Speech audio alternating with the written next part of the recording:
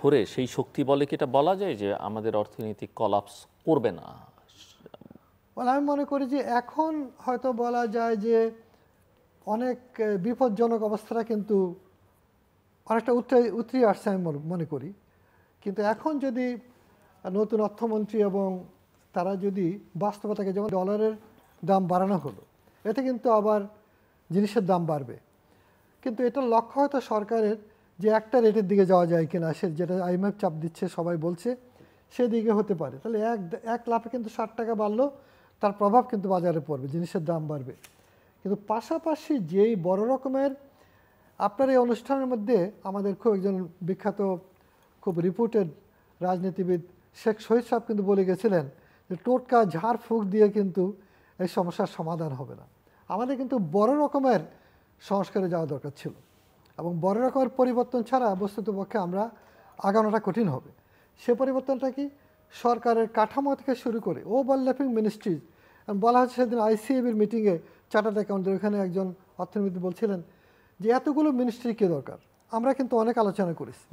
তাহলে আমরা যদি কোনো মডেলকে ফলো করি, যেটা বঙ্গবন্ধু শেখ মুজিবুর রহমান জাপানকে ফলো করার চেষ্টা করেছিলেন, তিনি ভীষণভাবে পছন্দ করেছিলেন, যদিও তিনি অল্প জীবদ্দশায় সেটা পারেননি, এবং কিছুটা বলতে উনি ডানপন্থী লোক আজীবন, কিন্তু ওনাকে একটা গ্রুপ হয়তো কিউবার দিকে নিয়ে গেছে। এইসব জায়গায় গিয়ে আমরা কিন্তু এক ধরনের ওনাকেও হারিয়েছি, অপরচুনিটিও হারিয়েছি। তো এখন কিন্তু বাজার অর্থনীতিকে ধারণ করেছে আওয়ামী লীগ, কিন্তু বাজার অর্থনীতিকে ট্রু স্পিরিটকে আমরা নিতে পেরেছি। তাহলে কিন্তু আমাদেরকে উচিত ছিল অনেক সংস্কার করা, অনেক পরিবর্তন আনা, সরকারের আকারকে ছোট করে আনা, অনেক এফিসিয়েন্সি বাড়ানো, তারপরে হলো মিনিস্ট্রিগুলো কমিয়ে আনা। আজকে আমি একটা অনুষ্ঠানে গেছি যেখানে খাদ্যমন্ত্রী ছিলেন, খাদ্য সচিব, তিনি বলছিলেন যে আমাদের কাজ করতে অসুবিধা হয়, অনেকগুলো এজেন্সি, অনেকগুলো মিনিস্ট্রি একই কাজ করছি। খাদ্য যেমন ফুড সেফটি অথরিটি করা হয়েছে, তারা ভালো কাজ করছে। তারা আজকে কতগুলো মোবাইল ল্যাবরেটরি দিয়ে কিন্তু সারা দেশে 7টা এনেছে মাত্র, 7 ডিভিশনে তারা কিন্তু খাদ্য পরীক্ষা করবে মোবাইল ল্যাবরেটরিতে। ভালো উদ্যোগ। কিন্তু উনি বলছিলেন যে আমরা কিন্তু একটা আমব্রেলার নিচে আসতে পারলে, পক্ষান্তরে তিনি বলছেন অনেক মিনিস্ট্রি যার সমন্বয় করা একটা বড় রকমের চ্যালেঞ্জ। ফলে আমাদের প্রশাসনিক ব্যবস্থাও কিন্তু সত্যির অর্থে এক ধরনের সহায়ক নাকি বাধা ইটসেলফ, এটা বড় একটা প্রশ্ন, যেটা আমি মনে করি আমাদের অত্যন্ত লার্নেড প্রশাসকেরা যারা গভর্নমেন্টে ছিল, অনেক সৎ, নিবেদিত প্রাণ, অনেক হাই ইন্টিগ্রিটির অফিসিয়াল আমি দেখেছি জীবনে, তারা আছেন, সিভিলে আছেন, মিলিটারিতে আছেন, পুলিশে, সর্বত্রই তারা ছিলেন, আছেন। পাশাপাশি এই চিন্তাটা বলা হচ্ছে, এবং এই জায়গাটা কিন্তু বড় রকমের একটা ব্যাপার আছে যেটা সিরিয়াসলি আসতে হবে, এবং ছোটোখাটো করে কিন্তু বড় রকমের অর্জন করা। যেমন আপনি অনেক বিনিয়োগ দরকার কিন্তু আমাদের, এত বিশাল জনগোষ্ঠীকে কর্মসংস্থান দেওয়া, শিল্পায়ন করা, শিল্পায়নের জন্য পরিবেশকে ইমপ্রুভ করা, সহায়ক সার্ভিসগুলো যারা দেবে সেখানে প্রচণ্ড রকমের কারাপশন। আমি মনে করি 1 নম্বর শত্রু হচ্ছে দুর্নীতি বাংলাদেশের জনগণের, সরকারের, এই রাষ্ট্রের। এবং তারপরে হচ্ছে ব্যবস্থাপনা, ম্যানেজমেন্ট কিংবা গভর্নেন্স। সে জায়গায় কিন্তু আমরা যারা কঠোর হতে পারতাম, আমরা অনেক ক্ষেত্রে নিষ্ঠুরতা দেখেছি কিন্তু কঠোরতা দেখি নাই। কঠোর শাসনটা দরকার। সিঙ্গাপুরে আপনি সিগারেট রাস্তায় ফেললে কিন্তু আপনাকে $500 ফাইন করে। তো আবার যদি আপনি আপনার ট্রাফিক ল ভঙ্গ করেন, সাথে সাথে কিন্তু আপনাকে পানিশমেন্ট দেওয়া হয়।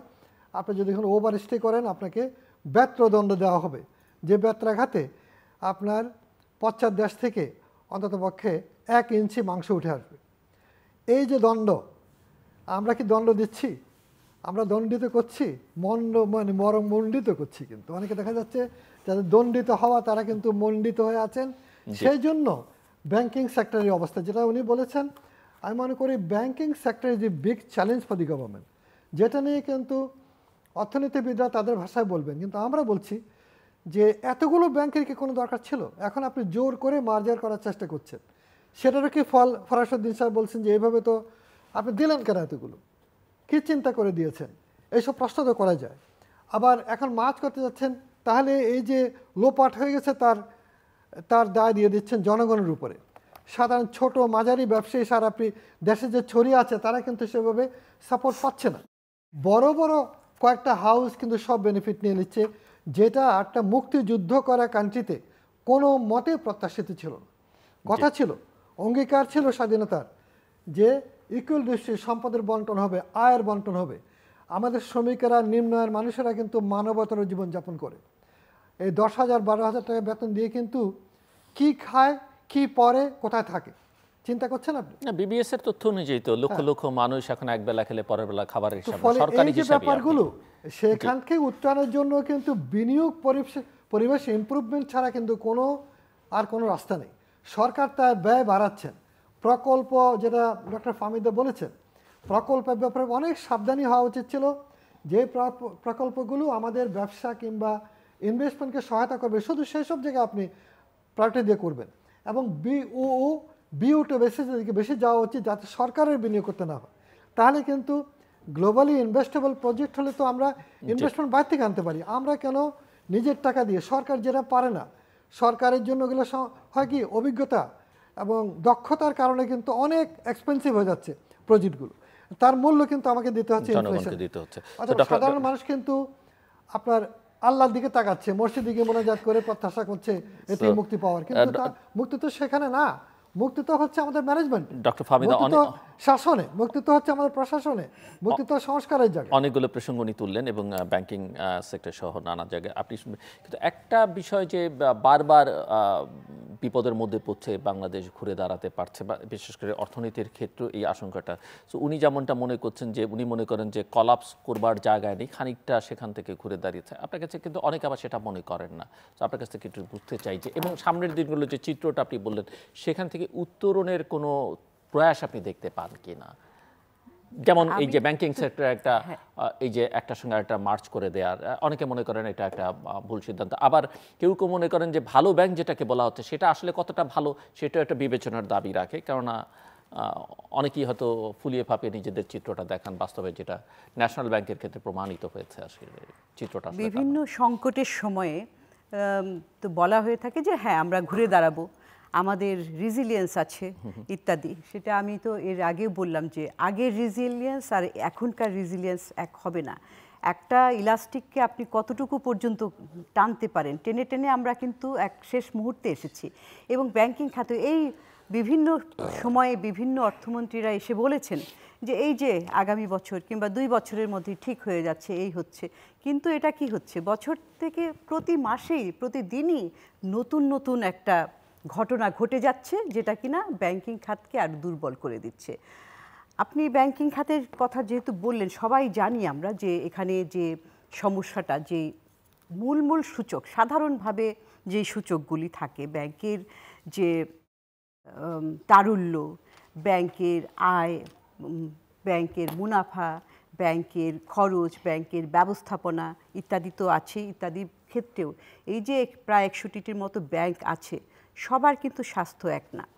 এবং সবচাইতে গুরুত্বপূর্ণ সেটা হচ্ছে যে আপনার খেলাপি ঋণের পরিমাণ, তো নন পারফর্মিং লোন, এটা তো ক্রমান্বয়ে বেড়েই চলেছে। এবং IMF তাদের একটা শর্ত রয়েছে সেখানে, যে একটা সিঙ্গেল ডিজিটে আনতে হবে।